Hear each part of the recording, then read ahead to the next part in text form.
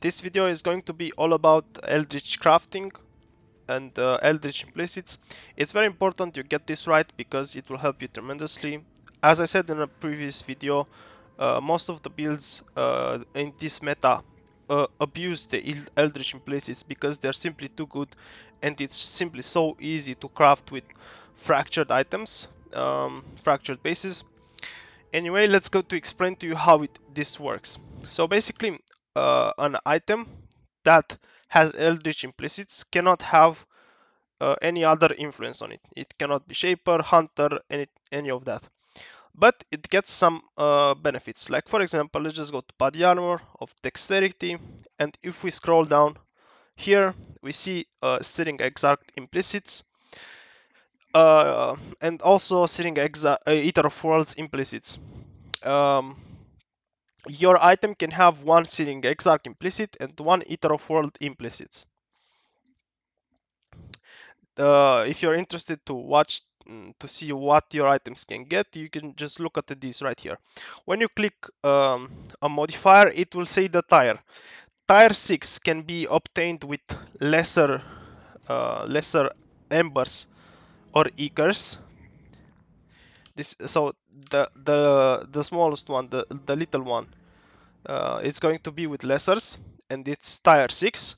And tier 1, it's perfect and can be obtained with this item right here called Orb of Conflict.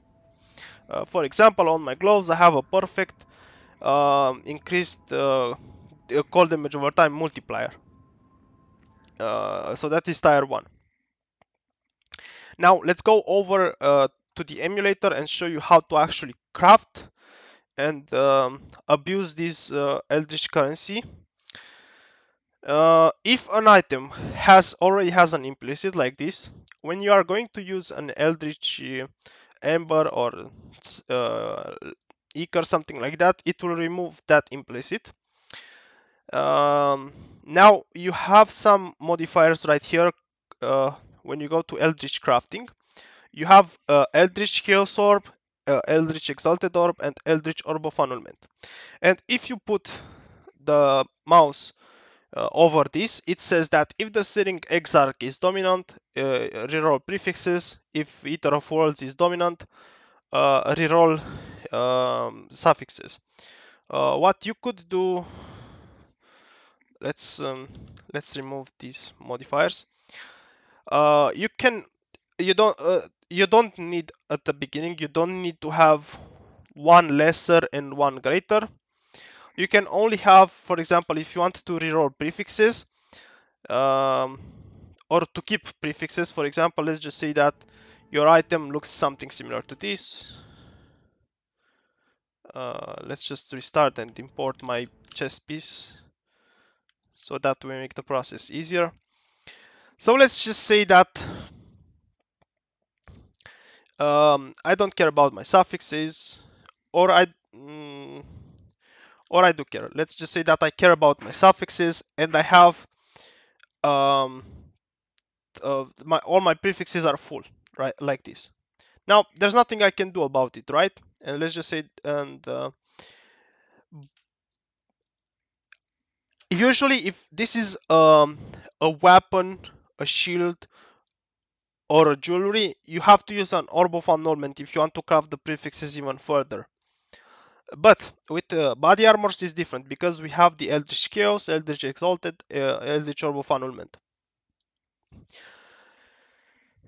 Here it says that if Searing Exarch is dominant, it will remove a prefix. So because my Searing Exarch is tier 2 and Eater of Worlds is tier 4, when I'm going to use an Eldritch Chaos Orb, it will reroll the prefixes.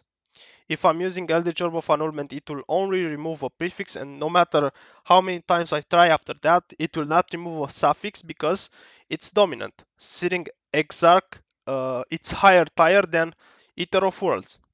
So before you make the perfect prefixes, the perfect implicits, first of all you finish the crafting. Then after you have finished the crafting, you are going to set the implicits.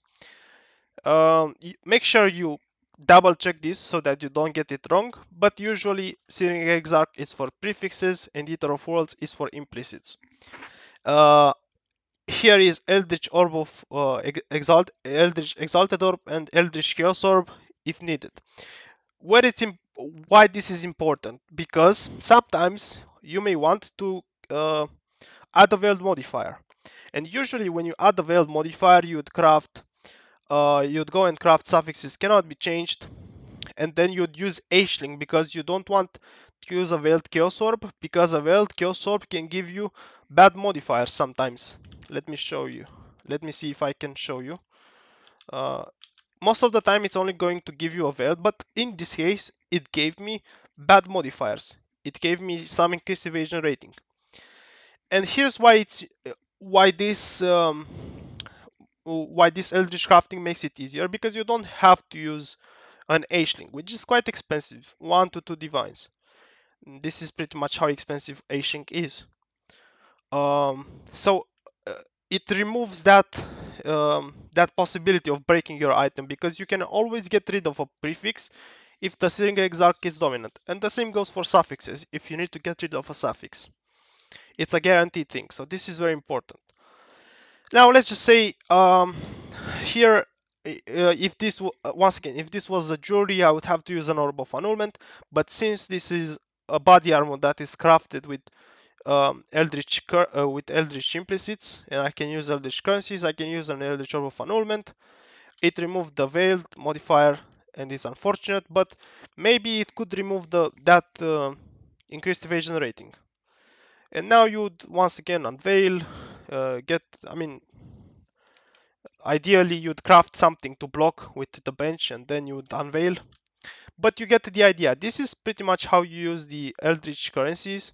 It's very important that you don't forget about these ones, because they make it very easy sometimes just spamming Eldritch Chaos Orb. Most of the time when you are using an Eldritch Chaos Orb, you are only getting one modifier, but from time to time you're going to get multiple modifiers. So this is why for accessories you are forced to, and weapons you are forced to use Aisling, so that it doesn't break your item. But for armors it doesn't matter, because you can always get rid of it with Eldritch modifiers. Now let's go over the Orb of Conflict and why this is important.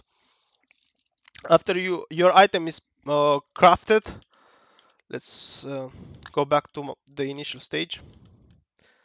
So this is my item. My item is perfectly crafted at this point. I would make the I would have to make the implicits. And the way you raise the tire of an implicit, sometimes it's going to be with Orb of Conflict. First of all, you go to Path of Exile and you double check what tire that modifier is. You go to body armor, you go at the bottom, because some of these modifiers, like for example, while a pinnacle boss is in your presence, it can only appear at tier 4, and tier 4 it's only going to be grant or exceptionals. It's only going to appear with grant and exceptionals. Whereas other modifiers, like for example increased Arctic armor buff effect, can appear at tier 6 with lessers. If it appears at tier 6, you spam the lesser one until you hit that modifier, and then you use an Orb of Conflict. What this Orb of Conflict will do will lower either the first one or the second implicit, and raise the other one. So one modifier gets lowered and the other one gets up to 1 tier. Like for example, in my case, it lowered the malevolence aura effect and gave me plus. It raised to tier 1 the +2 to level to all maximum resistances. It doesn't make a difference, but it raised the tier. This is pretty much how it works. I heard some people say that this is weighted, and you have higher chances by using an exceptional, either Eager or Ember. So what I mean by that, if for example I'm trying to hit maximum resistances, instead of having this malevolence right here. By the way, the second implicit should not be crafted until you you finished with the most important implicit. This should be a very bad implicit like this, any implicit, so that you sacrifice it to create the maximum resistances one. I heard some people say that this is weighted, and when you are using an Orb of Conflict, you get a higher chance of hitting a better tire, but to be honest, I'm not sure about it. I heard some people that it works like this, but I don't want to tell you about it. I personally didn't use exceptionals. I tried it a couple of times and I was unlucky that time, and I didn't bother after that. But basically, after you finish your first implicit, you can just roll for the second implicit that you want. This is pretty much all you need to know about Eldritch crafting. It's very easy, but it's at the same time very powerful. And don't forget that it can save you from having to annul an item just because you forgot to use Eldritch crafting currency.